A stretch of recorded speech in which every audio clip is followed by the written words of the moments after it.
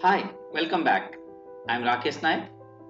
Today we are going to discuss about one more problem solving technique, that is branch and bound. So let us start. Generally, this branch and bound method is applied for optimization problem.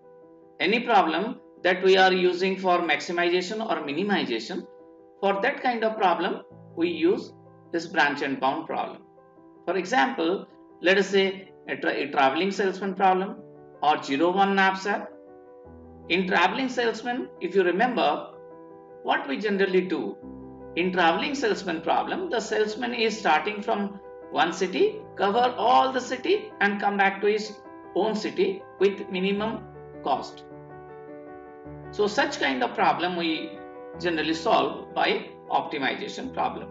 In this method, a state space tree for all possible solution is generated. In backtracking also we had state space tree, but we will be generating the state space tree for all the branches here. After generating all the possible solutions, what we'll do? We'll do partitioning or branching on a particular node, and this branching is done based on the previously available best solution. When we compare the node's bound value with the value of the best solution we obtained till now, and if the bound value of some node is better than the best solution than that of the corresponding node, it is not expanded. At this particular situation, when the branch is not expanded, we say the branch is pruned there.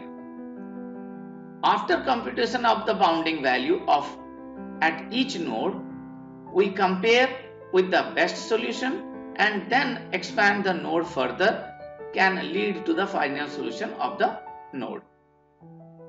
The branching procedure replaces an original problem by the set of new problems that are mutually exclusive and exhaustive subproblem of the original problem, partially solved version of the original problem, smaller problem than the original problem. We'll see all these things when we are doing a particular problem. Just wait for some time. There are various reasons for terminating a search path, and the reasons are the value of the nodes bound not better than the best solution, there is no feasible solution, a new better solution can be obtained rather than continuing further. Because of these three reasons, we generally prune a particular node. Let us see the state space tree. If we represent the solution space in the form of a tree, then the tree is referred to as a state space tree. Let us see, for example, a 4-queen problem.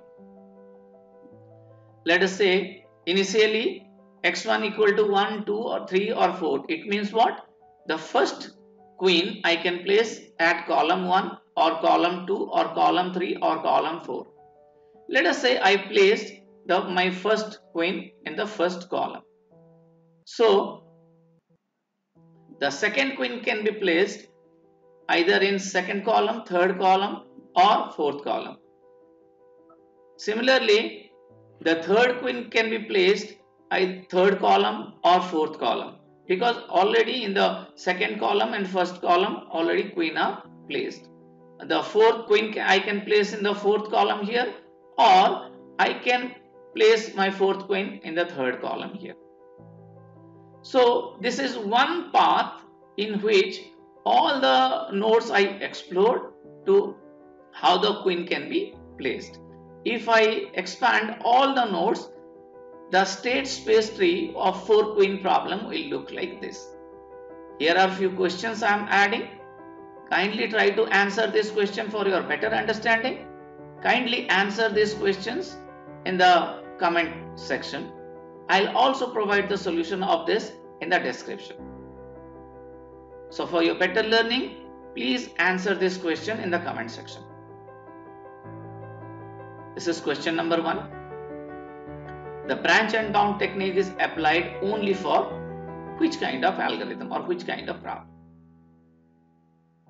The second question, a maximization problem is easily converted to minimization problem by which method? And the third question is, what would be the cost value of any answer node of a subtree with root R using the branch and bound algorithm?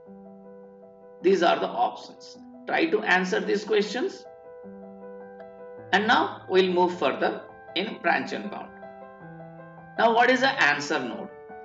Those solution state S for which the path from the root to S defined a tuple which is a member of the sets of solution. That is, it satisfies the implicit constant of the problem. Now if you see here, if 4 and 6 are the answer states, then 1, 2, 3, 4 and 1, 6 are the solution states.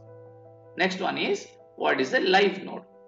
A node which has been generated and all of those children have not yet been generated is live node. If a node 1 is here and its children we have not yet explored or not yet generated, then I'll say this node is a live node. Here 2 and 3 are my live node, but 1 is not a live node because 1's children, that is 2 and 3, are already generated. Next definition is E node. The live node whose children are currently being generated is called a E node. Node being expanded. Here 1 is a live node and its children are currently being expanded. So 1 is a E node.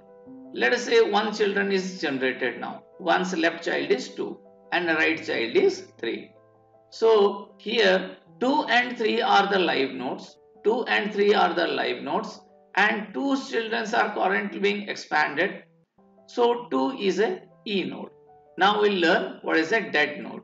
It is a generated node that is either not being expanded further or one of all its children being generated. It means if I say node 1, all the children of node 1, that is 2 and 3, are generated. So I'll say node 1 is already being expanded. So node 1 is a dead node. And let us say node 2 and node 3, there is no children to be expanded. So I'll also say node 2 and 3 are also dead. Here you see in this diagram, you see here 1 is already expanded and 2's children are currently being expanded. So it is a E node. Assume that 3 and 4 are not expanded. Then node 1, 3 and 4 are the dead node. Generally there are 3 types of searching technique we use in branch and bound. That is FIFO search, LIFO search and least cost search. We'll discuss about these searching techniques in our upcoming videos. One more question. A search strategy that uses a cost function to select the next E node would always choose for its next E node a live node with least out of this. Try to find the answer and write it in the comment box. I'll also supply the answer in the description. Thank you for watching this video till the end. Keep watching, keep learning, and please subscribe if you are a new user. Thank you. Thank you very much.